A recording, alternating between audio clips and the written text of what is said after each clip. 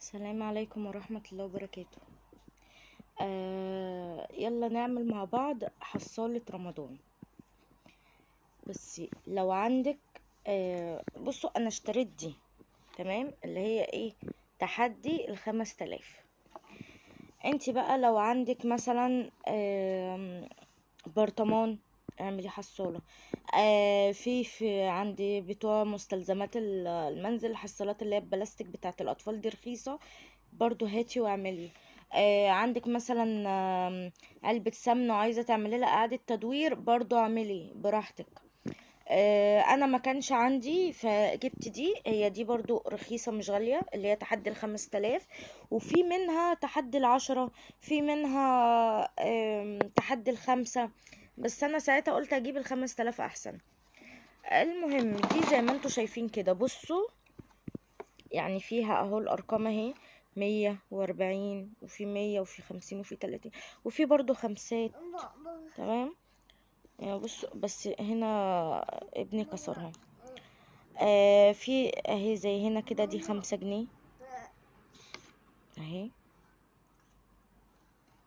ودي برضو 5، وفي 10 اهي، في 20، في 30، يعني دي برضو، لا دي 30. ف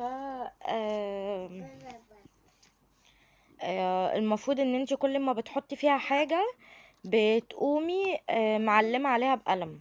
فانا عشان خاطر معلمش بقلم واجي بعد كده امسحه ما يتمسحش، فبقيت احط ايه اللزق اللي هو بيتشال على طول. يعني بصوا،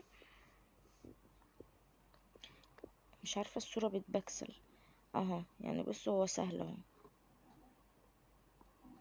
بصوا بيتشال بسهولة. فبقيت اما احط حاجة اقوم حاطة لزقة، قلت ايه عشان خاطر بعد ما اكملها واجيب بيها مثلا مشتريات لرمضان وكده، ان انا عاملاها دي تحدي حصلت رمضان.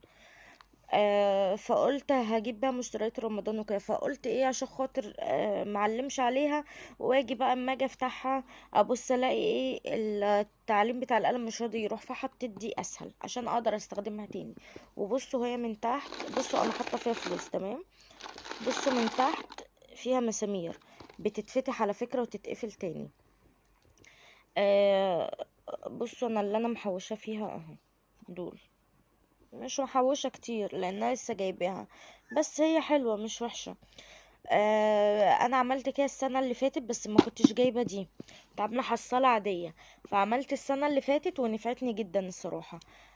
والسنة دي هي عملت دي، قلت دي هتبقى مبلغ اكتر. يعني انا السنة اللي فاتت لما عملتها فتحتها، بس كنت عاملاها قبل رمضان تقريبا بشهر او شهر ونص. اما بيكون معايا فضة ارمي فيها، بيكون معايا مثلا 5 جنيه ورقة اقوم رميها فيها، 10 جنيه اقوم رميها فيها، وهكذا. تمام. وفتحتها بقى على رمضان، وببص لقيت فيها ايه، تقريبا كانت 1000 جنيه او 1500، كانت حاجة بسيطة بس نفعتني. يعني انا 1000 جنيه دي جبت ساعتها منها باكيتة سكر، جبت شكارة رز 5 كيلو، وجبت علبة سمنة، وازازة زيت، فنفعوني جدا الصراحة.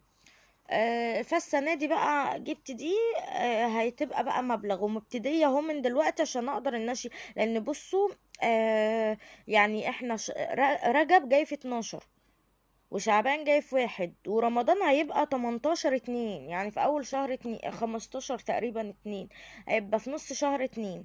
فاللي هو انتوا مفكرين لسه بدري، بس لا، ما احنا لازم نلحق نفسنا. فبصوا استنى اوريكم، ده اللزق اللي انا بحطه عليه اهو. بقوم ايه، جايه من هنا كده اهو، بصوا، وبقوم قطع حته وعاملاها. يعني انا معايا اهو دلوقتي 10 جنيه. تمام، قمت قطع حته لزقه اهي، وهاجي على اي 10 فيهم، نخليها مثلا في ال10 دي، واقوم ايه لازقاها. وبعد كده اقوم جايبه ال10 جنيه اهي،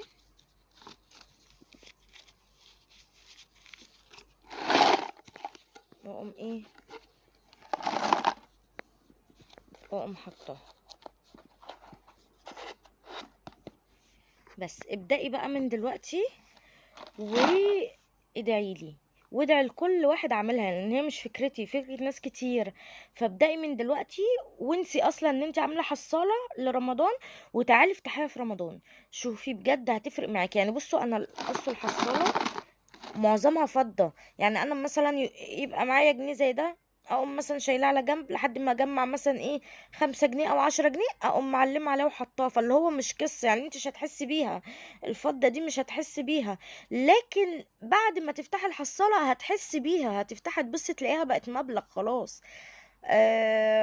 وفي وقتها بتبقى اللي هو فضة مش هتنفعك لحاجة قوي. يعني دلوقتي ال5 جنيه ولا ال10 جنيه، يعني هتجيب لك ايه؟